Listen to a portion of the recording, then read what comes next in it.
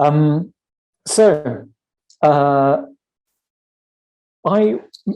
first started talking to Maurice about doing this talk almost a year ago in around December 2020. And I was meant to do it in May of that year. But I was interrupted, and I was interrupted by this man who I hope will be appearing on your screen. He is Min Aung Hlaing. He is the commander-in-chief of the armed forces of Myanmar, and he seized power, deposing Aung San Suu Kyi. He seized power in a coup in February of this year. That coup led to the deaths of about 1,000 people in street protests as the military basically crushed resistance, opposition, and rebellion.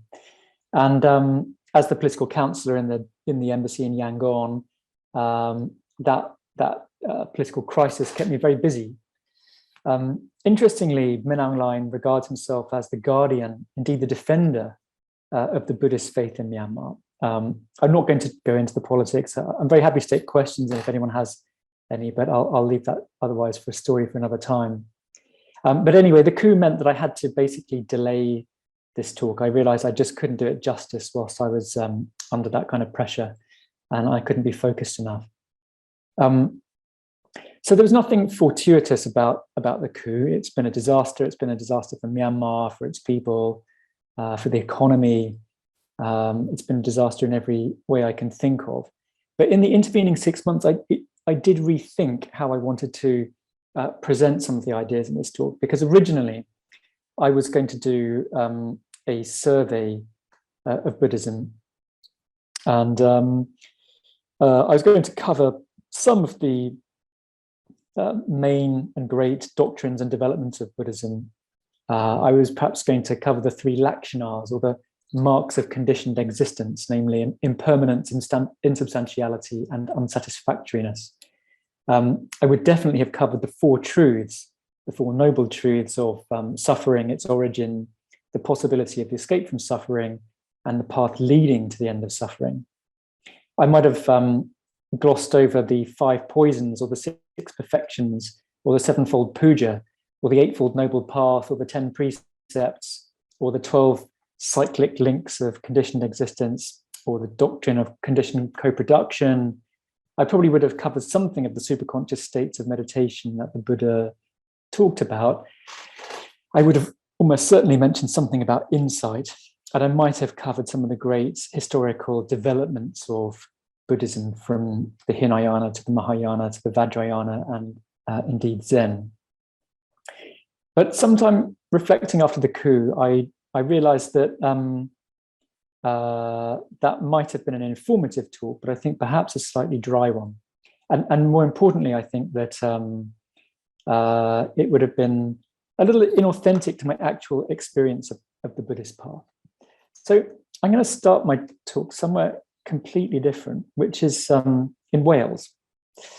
And when I was young, or younger anyway, I used to enjoy climbing, and I mainly climbed in Snowdonia. I only climbed for fun. I never really pursued it as a truly extreme sport. So I used to do well-established routes. Many of them were put up by Victorians in the at least 100 years ago, who did them sometimes in hobnail boots, sometimes even in dresses. The women would still wear dresses or skirts at any rate doing these climbs. I still found them quite nerve-wracking. Those Victorians were quite intrepid. Anyway, the reason I started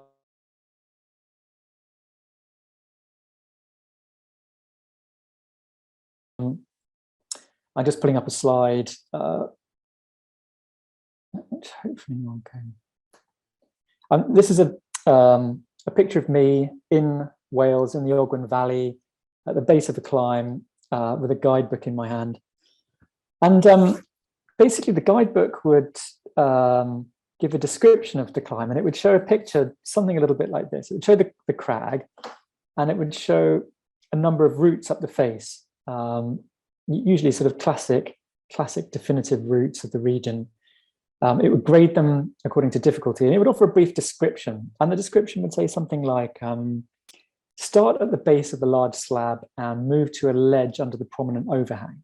Or it would say, ascend the prominent buttress to a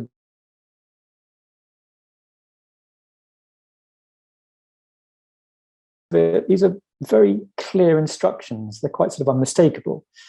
But when you get up close to a mountain, they are notoriously deceptive. And when you get up close, everything looks like a slab and a buttress and a groove and an arete and an overhang. That's all there is in front of you. And there were several occasions on which I was absolutely convinced that the route I was going up absolutely matched the description in the guidebook for the first 50 meters. And only then to discover that after 50 meters, it was completely wrong and there was no correspondence whatsoever. And at that point, I'd have to go back down again and beat a retreat and start again. And I think it's a little bit like this with Buddhism, really.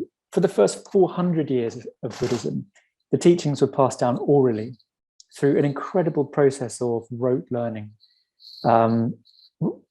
There are literally hundreds of suttas which monks would have learned, and some monks would have learned the entirety of the canon of suttas, ranging, literally hundreds and hundreds, longer than the Quran, longer perhaps even than the Bible. Anyway, definitely these would have been learned over lifetimes, and certain people with very good memories would have been entrusted to basically transmit the teachings orally. And over the centuries, these suttas became highly stylized, replete with stock phrases and repetition to help to aid memorization.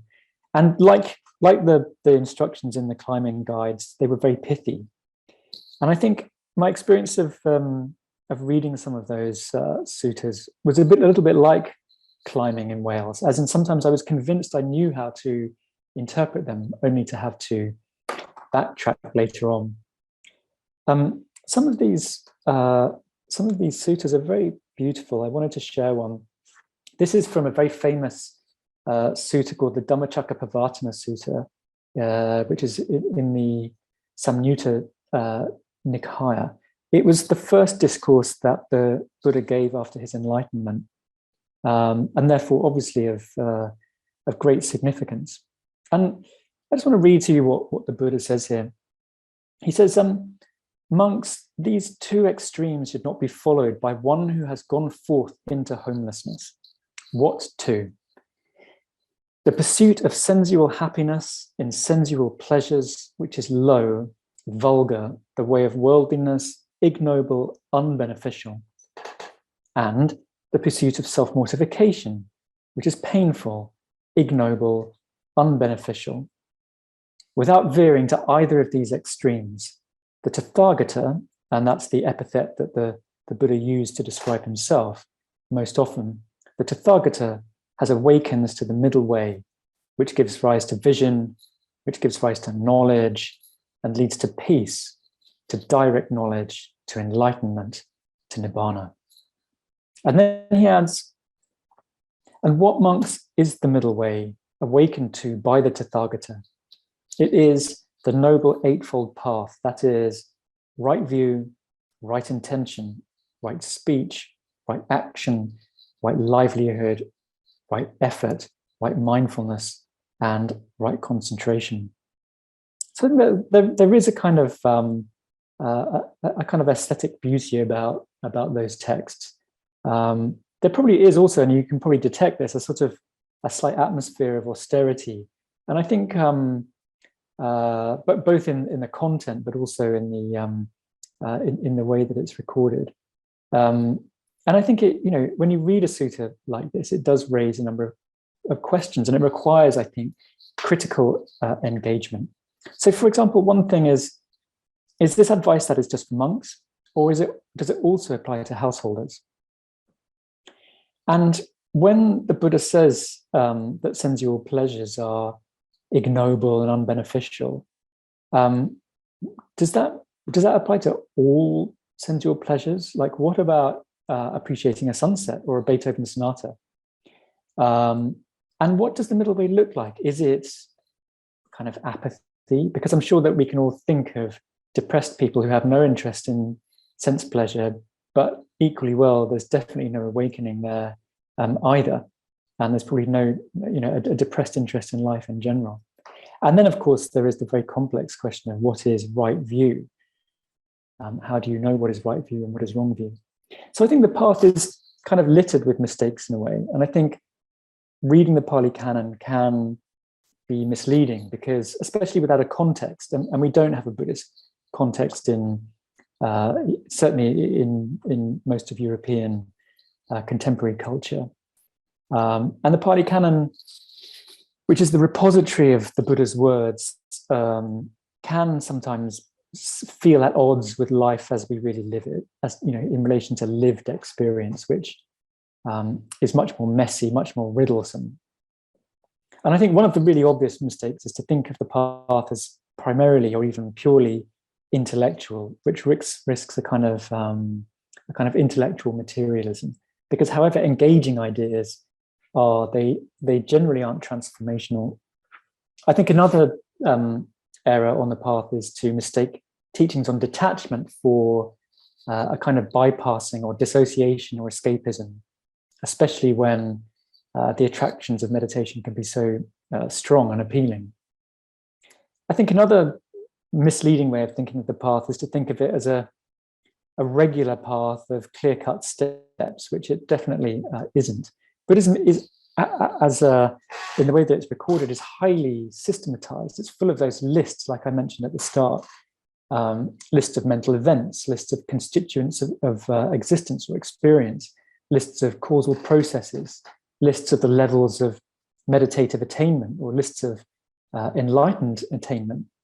But the lived experience, certainly as I have gone through it, is much more earthy. It's a much more crooked road with a lot more unexpected twists and turns along the way.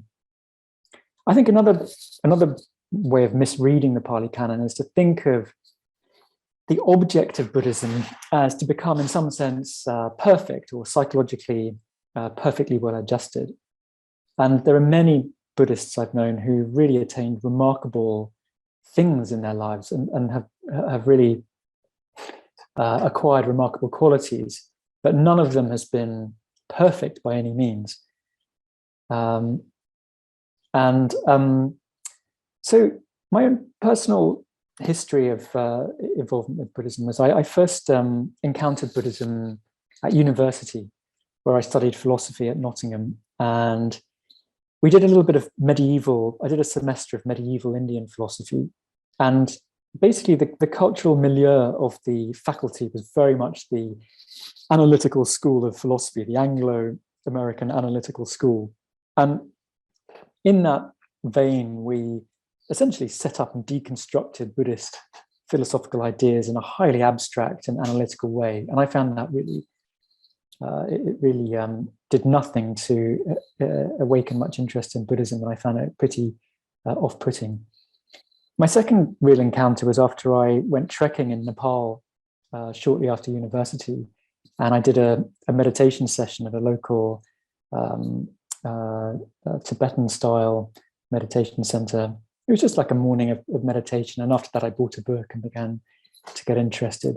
But the point at which I really became interested in Buddhism was after I had started work in the Foreign Office. I started work just very shortly in 2001 in September, just before the attack on the Twin Towers. So that attack very much defined my career in the Foreign Office. But after about a year of working in the Foreign Office, at one level I had kind of arrived. I was about 25 years old. I had a good job. I had a girlfriend. I had a car. I had a house. But somehow I felt empty. And I had an intuition that what I was looking for might be found in meditation. And so I just Googled, meditation classes, and I came across the Triratna Buddhist community, or as it was then, the FWBO, the Friends of the Western Buddhist Order, which was founded by this man, Sangharakshita, who's, sorry about the dodgy image there. It was the best I could find on the internet. Sangharakshita was born in in Tooting actually in 1925, and he went to India with the army as a signalman. And after the war, he basically absconded and he went AWOL. He ripped up his passport and he basically just went forth and really into homelessness and was absolutely dedicated to pursuing the Buddhist path. So he spent 20 years in India and he thought he'd probably never come back.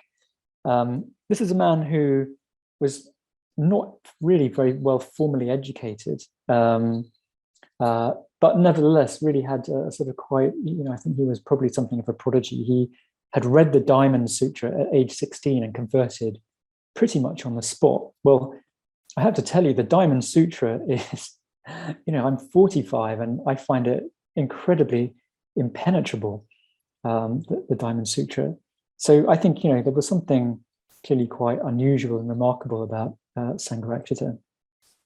Anyway, the history of it is quite interesting. He came back to the UK he was asked to basically come back and deliver a few lectures.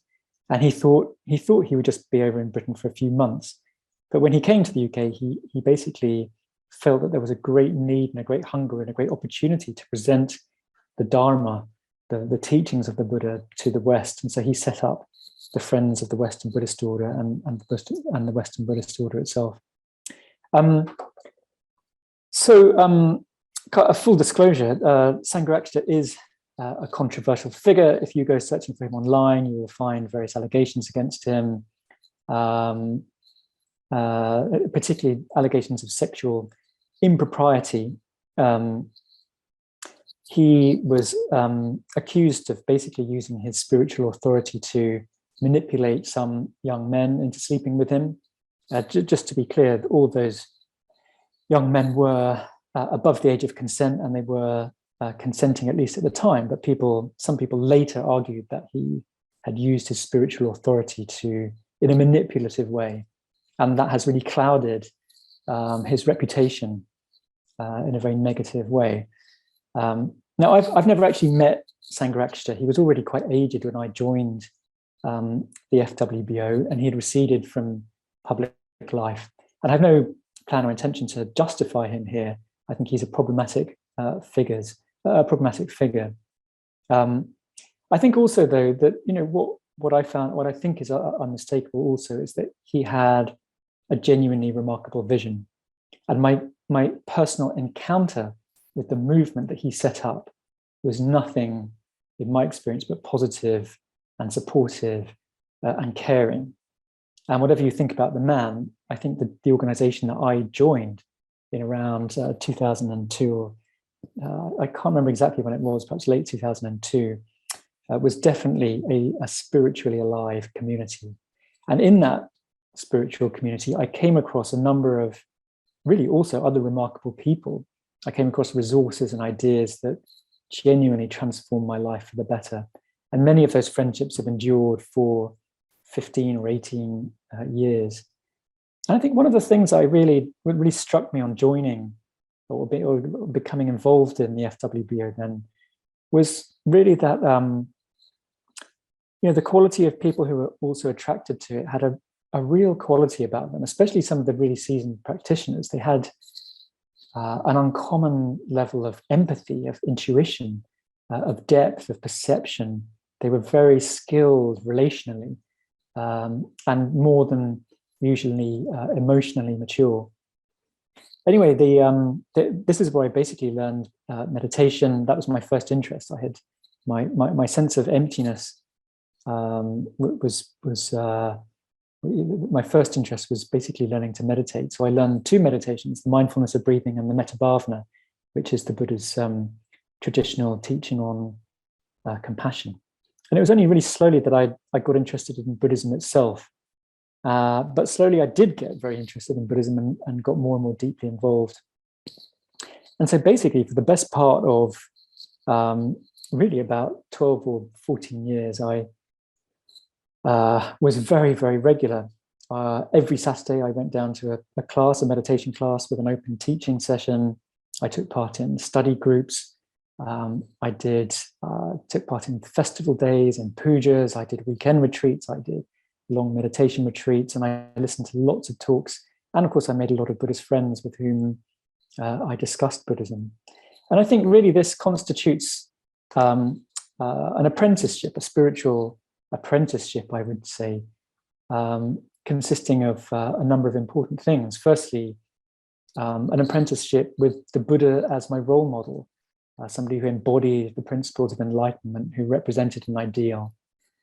The second being the Dharma, his teachings. And Morris said in his introduction at the beginning that there was this kind of radicalism about the Buddha. And I think that's absolutely true. And I think I was hungry for that radicalism. It was a direct kind of teaching. He didn't beat about the bush. He said, he wasn't a salesman, but he just, to those who had ears to hear, he just spoke in a very direct way.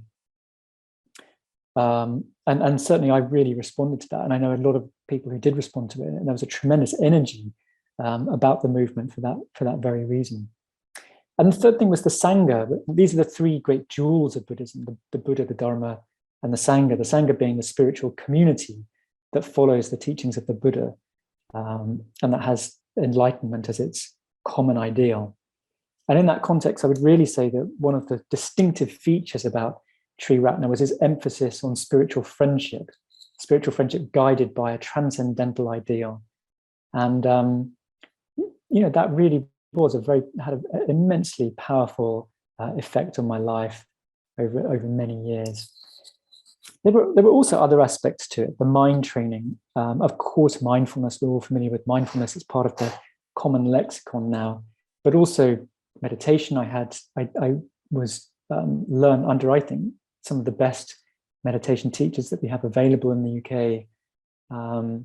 And also, many resources I learned for things like emotional regulation. I think my practice, my apprenticeship in those years was also very focused on self-awareness, especially somatic, bodily experience. Of course, psychology. Buddhism is a deeply psychological religion that has a profound understanding of the human psyche. There was a great importance laid on the role of positive emotion, particularly empathy, particularly compassion, also of ethics, of taking responsibility for one's own actions. There were, of course, precepts, which, as Morris set out, the Colonel who founded, was part of the founding members of the Theosophical Society, also took those precepts. And then the role of the arts. The arts were greatly valorized in the FWBO. And I think I just want to sort of relate this to one of the points I was making earlier in relation to the Dhammacakkappavattana Sutta, which is that in relation to this issue of sense experience, one of the great things that Triratna taught was that life is, the Buddhist path is not just about snuffing out life's pleasures. It is really, in many ways, about the systematic refinement of those pleasures. And that is particularly practiced through appreciating or even producing art. And finally, I would mention study. I think there are a huge number of resources and frameworks and ideas and that made a huge difference to my understanding of the map of the human mind. So in 2011, I basically asked for ordination, and I began the ordination training. I should make clear that the ordination process in Triratna was not a monastic ordination. It was somewhere between lay and monastic, but it did involve an intensive program of study and engagement with teachers who were really the leading teachers of the movement. I just want to sort of mention a few things which struck me along the way,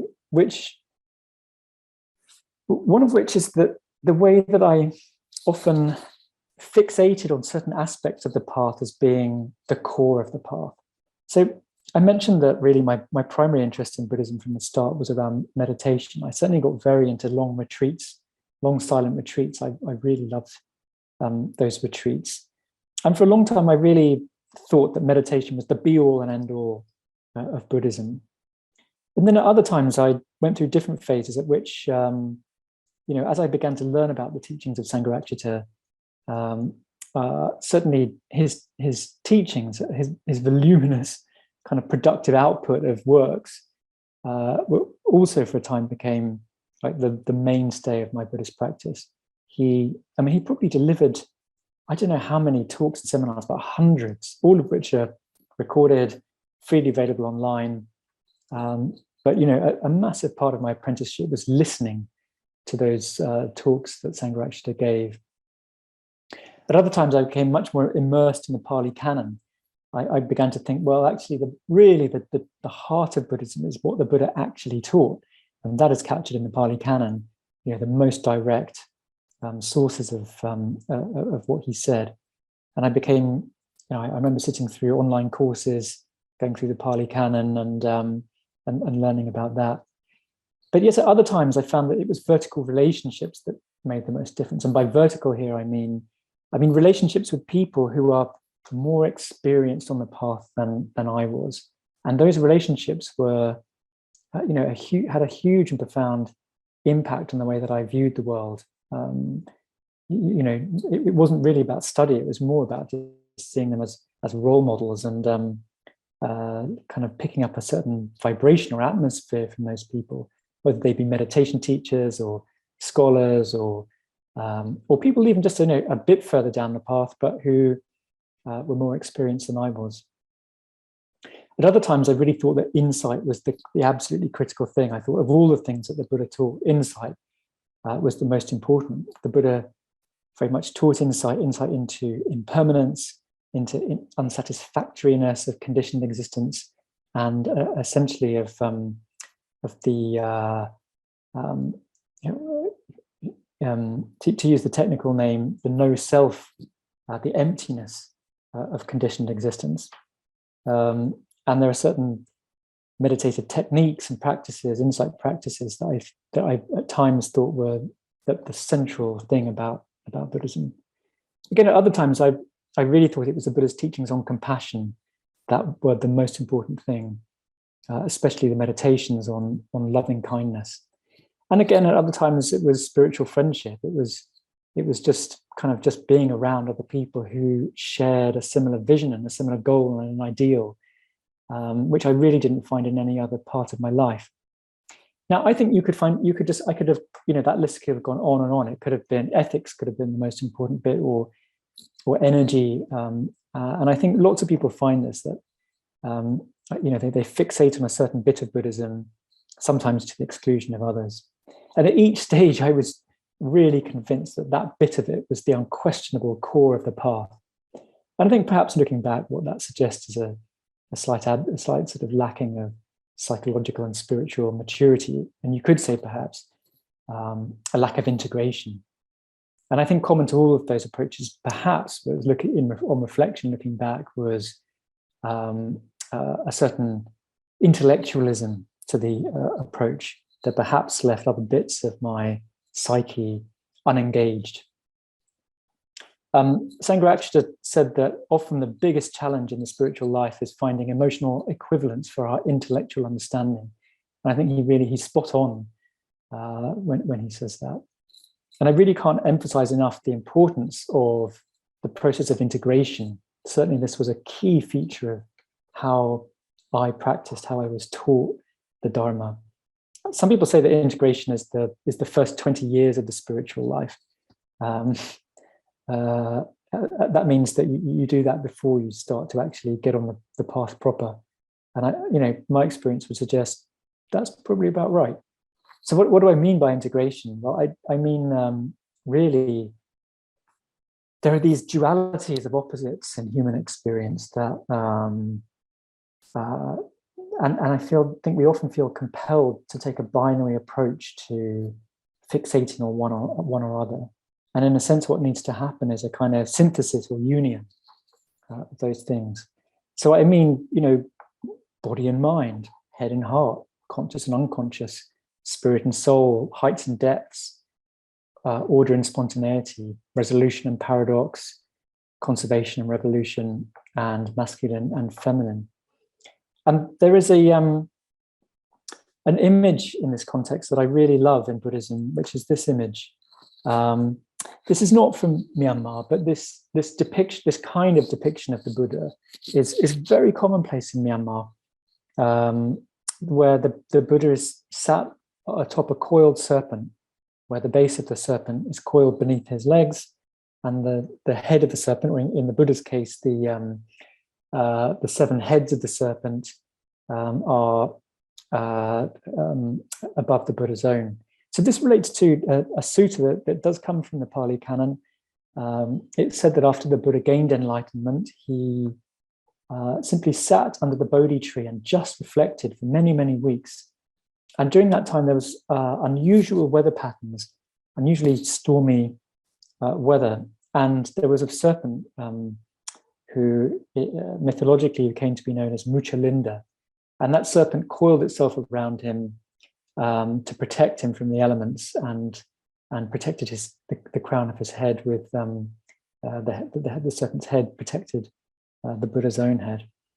But I think what you can see from this image is that both the Buddha is clear, that what that image speaks of is somebody who has completely mastered his mind, somebody who has completely pacified and tamed his mind, who has achieved ultimate enlightenment, but who has fully integrated all of the energies in his psyche, including all of the very primal drives and all of the emotions. And I think it's a wonderful image of integration that sort of acts as a kind of ideal to which practitioners can aspire. So back to my personal journey. Around about 2014, I went on a retreat, and the title of that retreat was called The Great Love. I think it was a long weekend. It definitely wasn't a long retreat. It was maybe 3 or 4 days. It was led by one of our great teachers in Triratna, a man called Padmavajra. And he gave a really inspiring discourse on the practice of metta bhavana, the practice of loving kindness. It's this great meditation, profound meditation on loving kindness. Just to briefly outline it, what you do is you wish yourself well in the first stage, and then you call to mind a friend and you wish your friend well, and then you call to mind a neutral person like the postman, and you wish the postman well. And then you call to mind what is traditionally described as the enemy, somebody you find difficult or you're not getting on with, and you cultivate kindness to that person as well. And then you try to sort of distribute that kindness equally to all of them, and then you extend that out little bit by little bit to all living beings. So at the beginning, I basically, after that retreat, I decided that I would take up this practice as my primary practice. And every day for 6 months, I got up and I did that meditation for 45 minutes. And at the beginning, it was really wonderful. But by the end, something had gone wrong, and I found myself in dry, heady, joyless, anxious, dissociated states of mind. And at that point, none of my existing knowledge or resources was of any use. Of course, I sought the advice of more experienced practitioners, but none of them were really able to help. I, of course, experimented changing the meditation technique, but it didn't work, and I really had to stop doing it altogether. And at that time, I focused much more on spiritual friendship instead.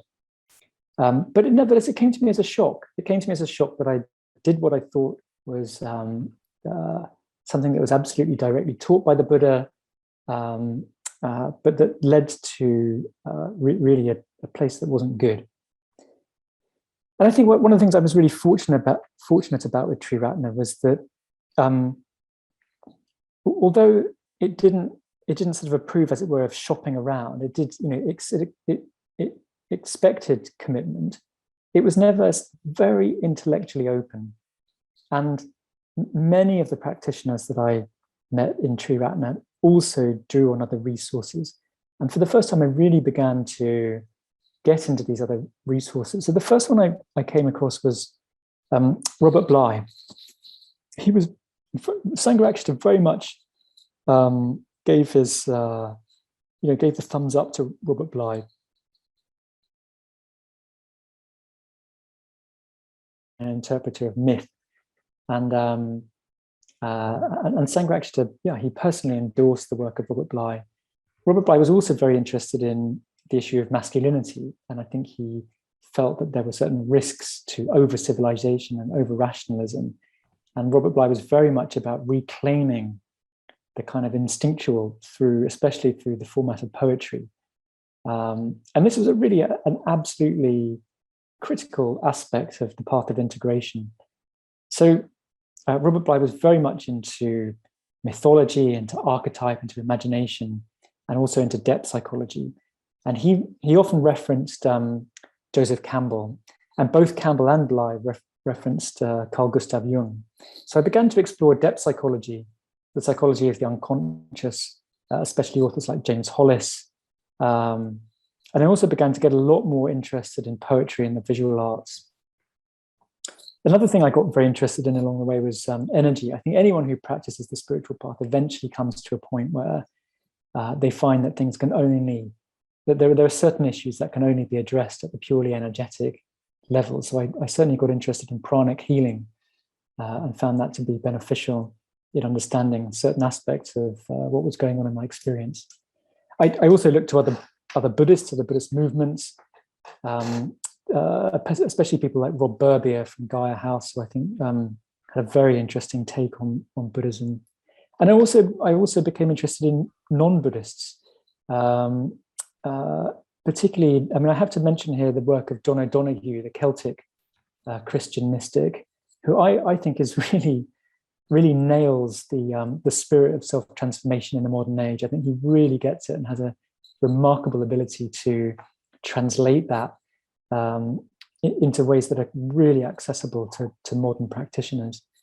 And I would also mention, just whilst we're at it, there were other resources that flowed towards me, including through the Theosophical Society, through which I encountered the work of David New Years, who I think has made a remarkable contribution to scholarship on the work of Henri Corbin and Sufi mysticism, especially Ibn Arabi and Suhrawardi. And certainly my encounter with those talks by David New Years got me a lot more interested in Platonism and Greek mythology, and I see this as a kind of new, in a way, a new area of interest. I'd be very interested to find out more about that side of Western spirituality. So I think you could say that all of those things are, to some extent, could be encompassed under the title of soul. And I just want to take a small detour here, because I think one of the things that I hadn't realized as a sort of a kind of novice practitioner was just how much of the modern worldview I had inherited, and how much of that worldview is not neutral. I think I didn't realize, and I think a lot of people don't realize, just how immersed we really are in the pervading ideology of materialism. And we don't realize that we see the world as fundamentally cold, hard, and dead. And that is an incredibly isolating way of thinking about it. I think it comes out of, probably many things. I mean, I'm sure the seeds of it might have been sowed in ancient Greece, but certainly they came to they reached a sort of peak with the European Enlightenment, perhaps with Descartes, perhaps with Kant, perhaps with the French Revolution, and certainly with a certain way of interpreting the scientific method. And I think we've really lost in our contemporary culture a sense of soul and the imagination. I think probably this is, I don't know this for sure because I haven't studied it enough. But I imagine that this is probably a culturally first to be so divorced from our sense of soul and our sense of imagination and our connection to nature. I think this is probably pretty unusual in the history of human civilization. And by that, when I talk about imagination, of course, I don't mean just daydreaming. I mean a capacity for seeing the world as sacred, as living, as animate, and as responsive to our actions.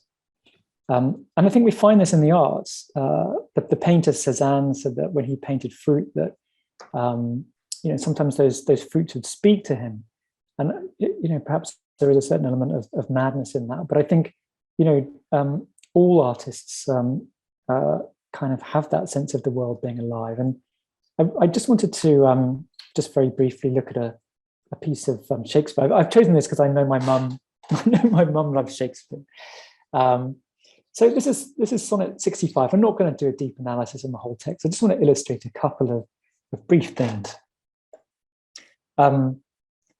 I see this as essentially a poem about the ravages of time, but I really want to point out how Shakespeare animates things. I think, let me just go through the first 4 lines of the poem.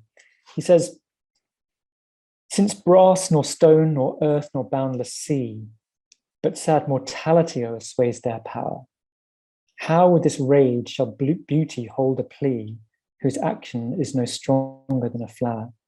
And in those first 4 lines, I think what Shakespeare has done is he has basically set up an almost Manichaean kind of drama between time and matter. And you really get the sense when you read this that brass is alive, that it's in this kind of mortal struggle with time, that stone is alive, earth is alive, sea is alive. And then he goes on, "Oh, how shall summer's honey breath hold out against the wrackful siege of battering days?" So even summer as a living thing, it breathes. It's absolutely alive. I think this is somebody who has absolutely activated his imagination, who has, there is a deep integration here, and as a result, the whole of the world comes to life, and that I think is more the kind of pitch that I think the Buddha would have been on. I think he too would have seen life in this extraordinary live kind of way. And I think some of that is not recorded in the sutras because it just would have been, it would have been weird to record it because it was just, the sea that fish swim in, as it were. People almost wouldn't have noticed. They wouldn't have known what to compare it to. So I think that, we don't realize how deprived we are in some ways. I think in our age, it's very much dominated by the individual will, the ego, and very little. An ego is fine. I just want to kind of, or at least in my view, there's nothing wrong with an ego. It's the question of where the ego fits in the greater scheme of things and what it's subservient to. If the ego is fundamentally serving itself, then it's a problem. If it's serving something higher, then it's altogether good. I think we also spent a lot of time cultivating the intellect. I mean, I'd say I should really own it. I'm talking about myself. I spent a lot of time cultivating my intellect, but relatively little time cultivating the soul and cultivating the imagination. And really, I think that kind of deprivation of soul, that deprivation of imagination is a painful place to be. And I think if you're sensitive to it, it's particularly painful. And I think it leads to a lot of soul sickness. So, sorry, I'm just going to take a sip of water. I've been rabbiting for a long time. So, to find a way out, I think we need to know ourselves. And I think, often, certainly among the professional classes, which is the people who I, am most familiar with, there is an emphasis on self-knowledge, but it's focused on a very narrow level, the conscious personality, focused on individual preferences and tastes and cognitive abilities and personality types. And at that level, I think, I say without exaggeration, I think sometimes Google knows us better than we know ourselves. I think sometimes Google can predict our shopping habits better than we can ourselves. But there are other parts of human experience and the human psyche that Google doesn't know and can't know. And I think to discover those, we need a map. And when it comes to the issue of maps, I think one of the really important things I've learned along the way is that it's important to recognize that we inhabit multiple planes of existence concurrently. And from a spiritual perspective, each plane has its own perspective and its own set of rules and its own set of unique requirements. So I've kind of titled this slide "Planes of Existence," and I've listed out some of those planes. That's the physical, the spiritual, the cognitive, the psychological, the emotional, the energetic, the unconscious, the karmic, the imaginal, the mythic. These are just some of the planes, and I'm sure one could identify more. And I'm sure that many, well, okay, again, speaking for myself, many of my own misunderstandings have arisen because of the confusion of how these different levels operate and indeed interoperate. But I also think there is a great sort of gap in a lot of modern spiritual practice where we like to basically bypass the soul and go straight for the spirit, as it were. And I think we ignore the soul at our peril, really. I think, and indeed the body. I think the body is a much maligned thing in spirituality. I think it's very easy to be disdainful of the body and think that it isn't divine because it's material. And I think that's a real misunderstanding of materialism. I think the problem with materialism is not corporeal existence, which is part of the arc of soul. I think the problem with materialism is a tendency to reduce everything to the purely material and really base, a sort of very narrow sense of the pain pleasure principle. I really love what John O'Donoghue says in this respect about how that the soul is not in the body is in the soul, and the body in that sense participates in divinity. And I think actually the body and the soul, they are missed out. And I think certain practitioners, when I was active in Triratna, almost their entire focus of their practice was around somatic experience, just being simply present to the senses. And I think that is a truly great antidote to what Buddhism would call papancha, this mental proliferation in which we're constantly projecting, controlling, and sort of fantasizing in our heads. I also think the role of physical practice, including yoga, Tai Chi, perhaps some of the martial arts, is also vital.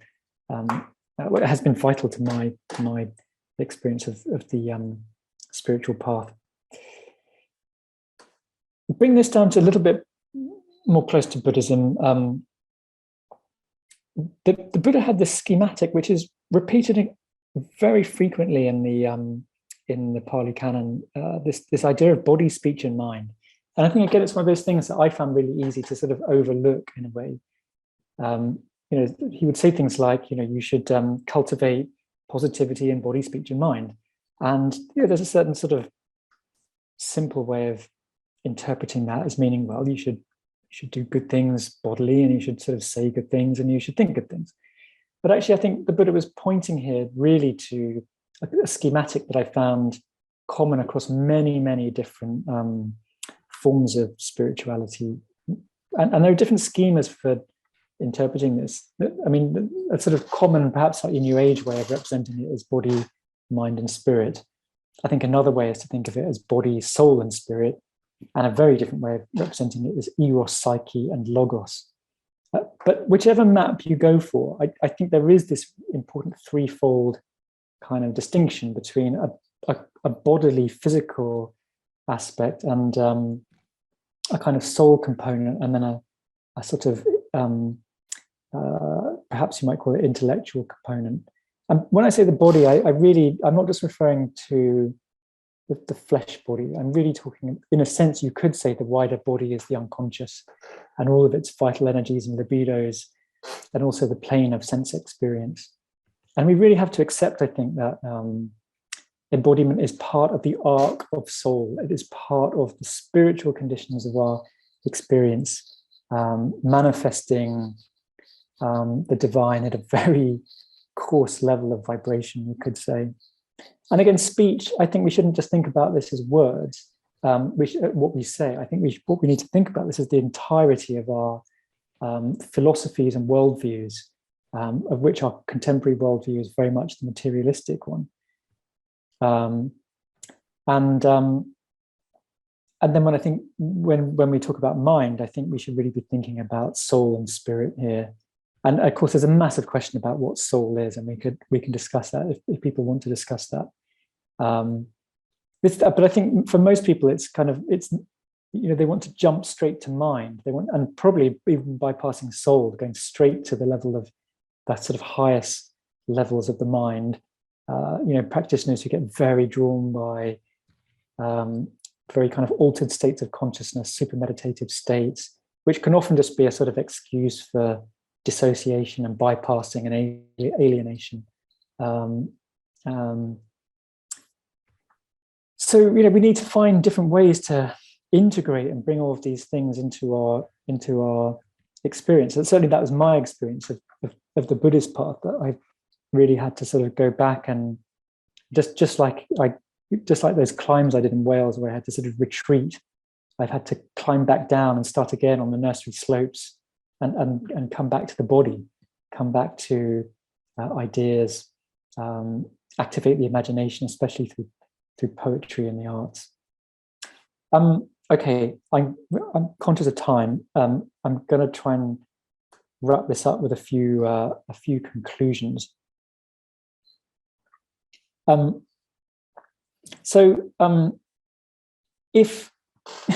If things had gone according to my plan, I think probably by now I would have been ordained. I probably would have been teaching in a Buddhist center somewhere. I probably would have been leading study retreats, and I probably would have been going on retreat 3 times a year. That isn't how it worked out for me. My path is definitely still unfolding. I'm still exploring. I'm no longer formally in the ordination process, and I don't have a formal meditation practice. But I still absolutely have a very deep reverence for the Buddha, the Dharma, and the Sangha. And I think when I think of Buddhism, I do think of it as a path, but definitely not a straight path. I think consciousness can't be contained in any simplified formulation or any kind of simplified program of spirituality. It's really about achieving one's true and full human potential, to come fully awake, to become fully alive and become fully authentic, and to be fully human, really, which means to be fallible, to be vulnerable, to be mortal, and to be prone to struggle and prone to suffering. Sangha actually said that Buddhism was caught and not taught, and I think probably a huge amount of what I learned about the spirit of Buddhism was definitely imbibed from other Buddhists, seeing it modeled around me and kind of catching the drift, as it were. And what I learned during my years when I was very active in Triratna was something that absolutely changed me.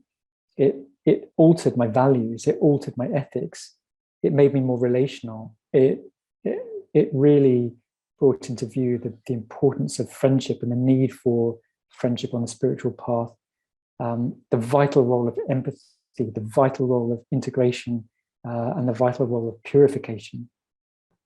And my experience of the path of Buddhism led me to many resources that went way beyond Buddhism as well. And I really feel that those resources flowed to me as a kind of blessing in a way. I think there's also a question of, in any spiritual path, there is a tension between the individual and whatever institution it is that one works under, whether that's the Theosophical Society or the church or or the Buddhist center. And I think institutions of religion can be a really helpful holding container for spiritual growth. In alchemy, I think it's said that to transform base metals into gold, you need a strong container, by which it means a sort of a framework and indeed a something that supports a healthy ego. But I think those frameworks can, after a time, also restrict us. In mythology, there's often this distinction drawn between the court and the forest. In so many different fairy tales and myths, you get this distinction. You get this courtly life, and then which is about the kind of formal aspects of life, and then this forest life, which is about another bit that sort of sometimes erupts spontaneously into the psyche and needs a certain level of management. So institutions are vitally necessary for the preservation and transmission of truth. But I think perhaps bits of the journey, elements of the journey, have to be done alone. I think the Buddha was a really interesting case in point. He was a prince. He was a member of the aristocracy, but he left the palace to go into homelessness, and he practiced under different teachers, and he practiced really severe self-mortification before he came, to realize that he had neither the pleasures of the palace nor the sufferings of self-mortification had taken him to the path that he wanted to go down. And I think his life is is quite instructive in that respect. And he went to the greatest teachers of his time before striking out alone. And those teachers, I think teachers are not perfect, and institutions are not perfect, and things don't always work out as you expect. That brings me to the end. I've probably just gone over a little over my allotted time, so apologies, Maurice. But why don't I hand it back to you, and then we can open up